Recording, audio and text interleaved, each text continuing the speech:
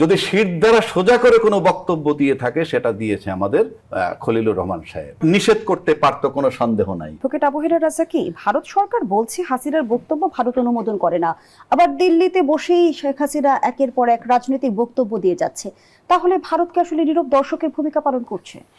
ধন্যবাদ আপনাকে এবং আমার দুইজন বিজ্ঞ সহ-আলোচক এবং আপনার নিউজ 24 এর দর্শক শ্রোতা। বিষয়টা খুব সিম্পল। আপনাকে বুঝতে হবে যে এই শেখ হাসিনার কনফারেন্সের আগে সার্জিও গোর যিনি দিল্লিতে আমেরিকার অ্যাম্বাসেডর, শুধু তাই না, পরিচিতি আছে যে উনি ট্রাম্পের বন্ধু, প্লাস উনি দক্ষিণ এশিয়ার উনি রিপ্রেজেন্ট করেন। হ্যাঁ, বিশেষ দূত। It's a very big volume, মানে উনি একটা বিরাট মাপের লোক। এবং সেই ভদ্রলোক ঢাকায় এসে বাংলাদেশে ভারতের হাইকমিশনের সাথে দেখা করছেন। দেখা করার পর ভারতের হাইকমিশনকে ডেকে দিল্লি নিয়ে গেছে এবং পরিষ্কার সেখানে আমরা পরে যেটা বুঝতে পারলাম, পরিষ্কার বলা হয়েছে শেখ হাসিনা যাতে ওখানে বসে কোনো উস্কানিমূলক বক্তব্য না দেয়। এবং এই বার্তাটা দিয়ে আসার পরেও কিন্তু যথারীতি শেখ হাসিনা তার কনফারেন্স করছে। এটার মানে হচ্ছে কি, যে ওটাকে আমলে নেওয়া হয় নাই। আবার শেখ হাসিনা বক্তব্য দেওয়ার পর বাংলাদেশের 55 বছরের ইতিহাসে যদি শীত দ্বারা সোজা করে কোনো বক্তব্য দিয়ে থাকে সেটা দিয়েছে আমাদের খলিলুর রহমান সাহেব।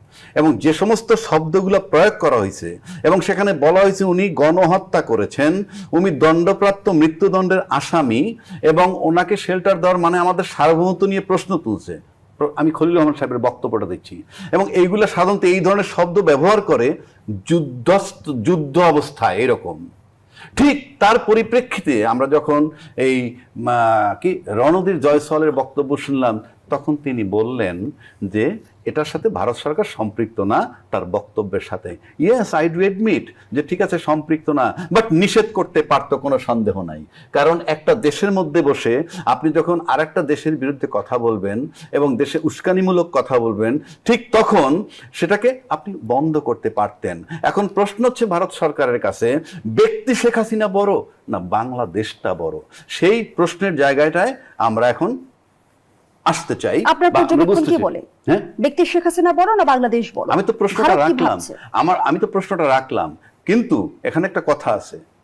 আমাদের পররাষ্ট্রমন্ত্রী তার এই বক্তব্য দেওয়ার পর যেই জবাবটা আসা উচিত ছিল তার দ্বিগুণ তিনগুণ শক্তিশালী বেগে সেটা আসেনি। অর্থাৎ মনে হলো ব্যাকফুটে চলে গেছেন। তখন বললেন কি, আমরা এই বিষয়ে ভারত সরকারের কোনো সায় নাই। এই কথাটার মানে হচ্ছে এই যে এটা টেস্ট কেসও হতে পারে যে বাংলাদেশের বর্তমান অবস্থাটা কেমন, কি অবস্থা, সব কিছু মিলে আমার কাছে মনে হয় যে ওনারা পরখ করতে চেয়েছেন।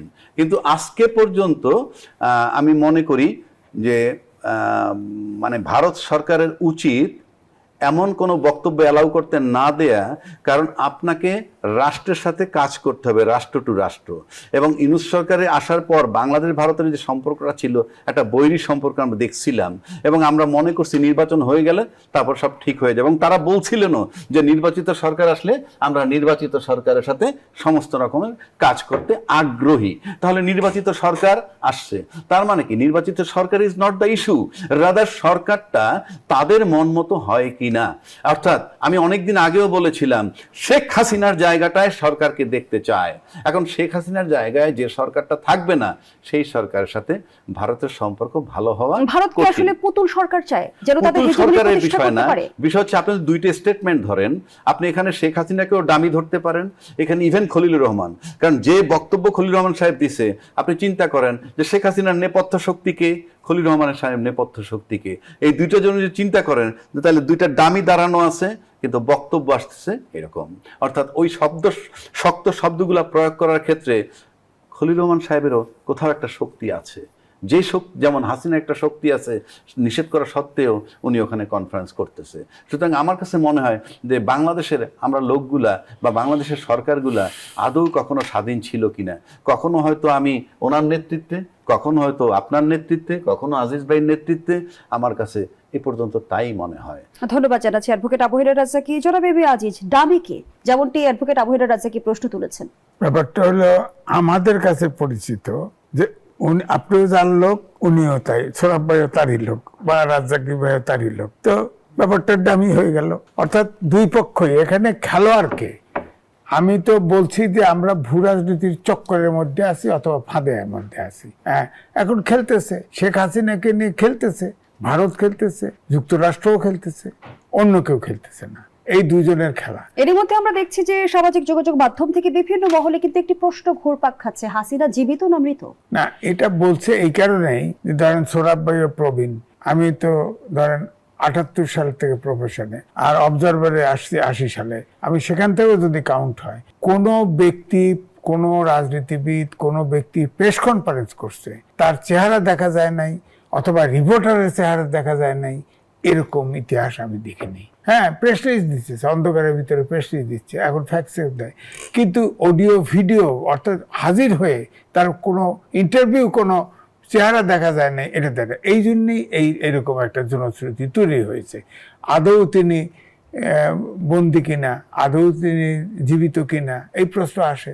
তার ছেলে আছে, মেয়ে আছে, ওখানে বহু আওয়ামী লীগের নেতা আছে, কারোর সাথে তো একবার দেখা হয় না, দেখা যায় না।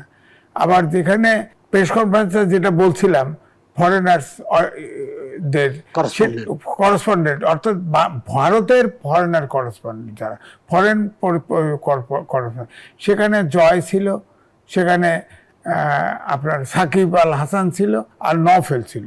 হ্যাঁ, জয় কিন্তু তাও জুমে কানেক্ট হয়েছে। হ্যাঁ, আর সাকিব আল হাসান তাই সে ওখানে আসেনি, হ্যাঁ, গাড়ির থেকেই সে জুমে জয়েন করছে। এই খালি উপস্থিত ছিল নওফেল। হ্যাঁ, তার চেহারাটা তো ঠিকই দেখা গেছে, কিন্তু আপনার ভার্চুয়ালি কথা বলছে। শেখ হাসিনার কোনো চেহারা, ভয়েস হয়তো ব্যান্ড আছে, হয়তো আমাদের ডাক্তার জাহিদ আছে, এক ধমক দিছে, আমাদের মিডিয়া সব হাগে ফেলাইছে। হ্যাঁ, হাগে ফেলাইছে। তো ট্রাইব্যুনালের চিফ বলছে যে যদি উস্কানিমূলক বক্তৃতা না দেয়, বিচার বিভাগ নিয়ে কোনো বক্তব্য না দেয়, সাধারণ বক্তৃতা দিতে পারবে। আর সরকার এবং চিফ প্রসিকিউটরের বক্তব্যে পার্থক্য আমরা কেন দেখলাম না? সরকাররা, চিফ প্রসিকিউটর বিচারক, বিচারের দায়িত্বে, তাই না? বিচারকটা সে চিফ প্রসিকিউটর। ট্রাইব্যুনালের বক্তৃতা তারটা যদি আমি ধরি, তাহলে তো তিনি তো বলছে যে উস্কানিমূলক বক্তৃতা না দিলে, সাধারণ স্বাভাবিক বক্তৃতা দিলে সে দিতে পারবে বলছে। কিন্তু ডাক্তার জাহিদ বলছিল যে না, সে বক্তৃতা যদি দেয়, এটা শোনা যায়, তাকে কেউ যদি ছাপে, কোনো মিডিয়া প্রচার করে, তাহলে তাকে আইনের আওতায় আনা হবে।